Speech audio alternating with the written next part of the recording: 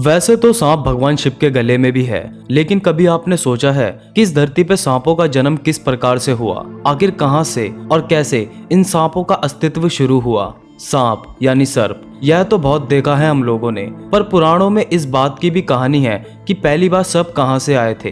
तो चलिए जानते हैं हमारी प्राचीन पुराणों के कुछ ऐसे किस्से जिसे शायद ही आप लोगों ने कभी सुना होगा।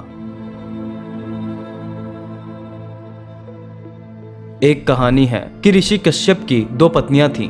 एक पत्नी का नाम था कद्रू और दूसरी पत्नी का नाम था विंता।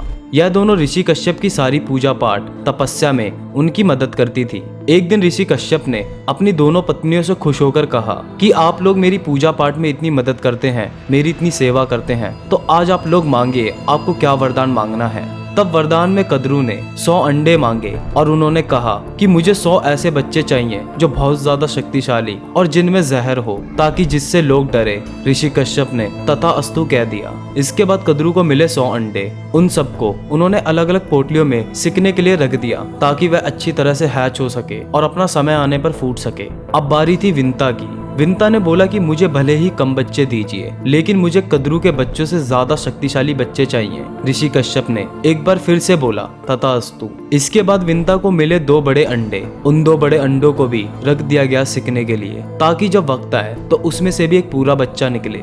यह जो 100 अंडे थे छोटे छोटे, यह एक एक करके फूटने लगे। जब उनका वक्त आया, उनमें से अलग अलग सांप निकलना चालू हुए। उसी में से एक नाग है वासुकी, जो शिवजी की गर्दन में होता है। शेषनाग और जितने भी बड़े प्रकार के नागों का नाम हमारे पुराणों में है, वह सब कद्रू के ही बच्चे हैं। जब एक एक करके सारे अंडे फूट रहे थे और एक के पीछे एक नाग निकल रहे थे, तब विंता, जो कि ऋषि कश्यप की दूसरी पत्नी थी, वह अधीर होने लग गई। वह परेशान होने लग गई। उनको लगा कि मेरे साथ ऐसा क्यों नहीं हो रहा है, और जब उनसे रहा नहीं गया तो उन्होंने अपने 2 अंडों में से एक अंडे को फोड़ दिया। उस अंडे से जो बच्चा निकला, उसका ऊपर का आधा शरीर बना था और नीचे का आधा शरीर अभी बन रहा था, मगर समय के पहले अंडा फोड़ देने के कारण यह अपाहिज रह गया। यह जब निकला तो विंता पर इतना क्रोधित हुआ कि उसने फैसला किया कि मैं आपके पास रहूंगा ही नहीं। उसने विंता से कहा, क्योंकि आपने मुझे पूर्ण नहीं होने दिया, इसी वजह से मैं अभी आपको छोड़ के जा रहा हूँ। और वह ऊपर की ओर उड़ के चला गया। वह आसमान में गायब हो गया। अब इसके बाद विंता बहुत ही सब्र से इंतजार करने लगी अपने दूसरे अंडे के फूटने का। जब दूसरा अंडा फूटा तो उसमें से जो बच्चा निकला वह था गरुण।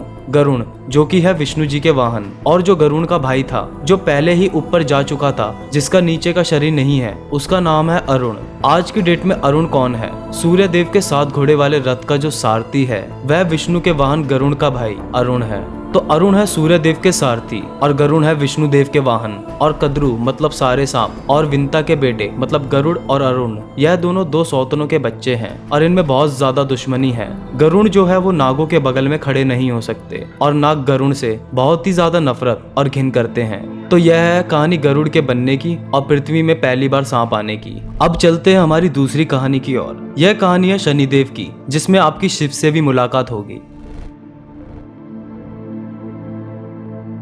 एक बार नारायण नारायण करते हुए नारद मुनि पहुंचे शिव जी के पास और बोले कि शनिदेव आपकी तरफ आ रहे हैं आप पर दृष्टि डालने। शिव जी बोले कि शनिदेव मुझ पर दृष्टि डालेंगे? मैं ऐसी जगह जाकर छुप जाऊंगा कि शनिदेव को मैं मिलूंगा ही नहीं। इसके बाद शिव जी पूरे 7.5 साल के लिए गंगा के अंदर समाधि लगाकर बैठ गए। 7.5 साल बीता। शिव जी बाहर आए और शनिदेव के पास गए और बोले कि देख लिया, मैं ऐसी जगह जाकर छुपा कि तुम मुझे ढूंढ ही नहीं पाए। यह सुन के शनिदेव मुस्कुराए और हाथ जोड़कर बोले कि हे प्रभु, आप इतनी ठंड में 7.5 साल तक सांस रोक के जो पानी के अंदर बैठे हुए थे, वही मेरा 7.5 साल का 7.5 का प्रकोप था। और यह सुन शिव जी बिल्कुल हैरान रह गए। इस कहानी से आपको यह समझ में आता है कि शनिदेव की दृष्टि से भगवान भी नहीं बच पाए, तो इंसान तो बहुत छोटी चीज है। हर देव को एक एक शक्ति दी हुई है और जिस देव के पास जो शक्ति है उसकी उसमें सबसे ज्यादा महारत है, और हर कोई एक दूसरे की शक्ति और एक दूसरे के असर का सम्मान करते हैं। तो यह थी शनिदेव की 7.5 के प्रकोप की कहानी, जिसमें शिवजी भी थे।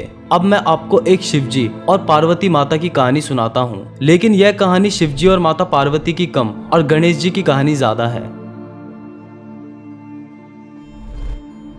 एक बार बाल रूप में गणेश और कार्तिक दोनों आपस में लड़ पड़े।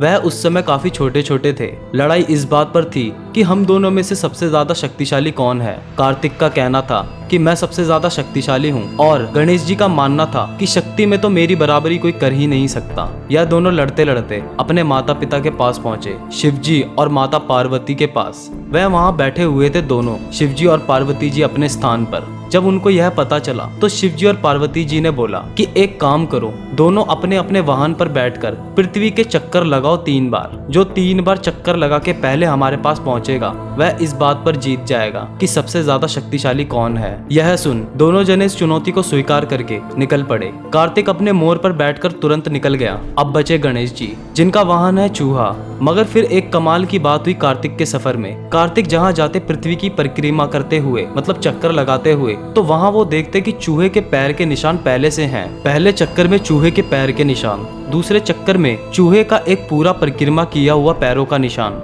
यह देख कार्तिक परेशान हो गए कि रास्ते में कोई तो दिख नहीं रहा है और एक चूहा और गणेश मुझसे और मेरे मोर से आगे कैसे चल रहे हैं। तब जब कार्तिक अपने 3 चक्कर खत्म करके शिवजी और पार्वती के पास वापस पहुंचे तो उन्होंने देखा कि गणेश जी बड़े ही आराम से अपने मूषक के साथ वहां बैठे हुए थे। तब कार्तिक ने पूछा कि यह कैसे हुआ, तुम यह रेस कैसे जीत गए। तब गणेश जी, जो कि बुद्धि के देवता हैं, उन्होंने बताया कि उन्होंने माता पार्वती और शिवजी के ही 3 चक्कर लगा लिए, जिसकी वजह से उनके पृथ्वी के 3 परिक्रमा कार्तिक से पहले खत्म हो गए। आपने देखा होगा कि लोग शिवलिंग और शिवजी की मूर्ति की जो परिक्रमा करते हैं उसका एक कारण और उसकी एक कहानी यह भी है।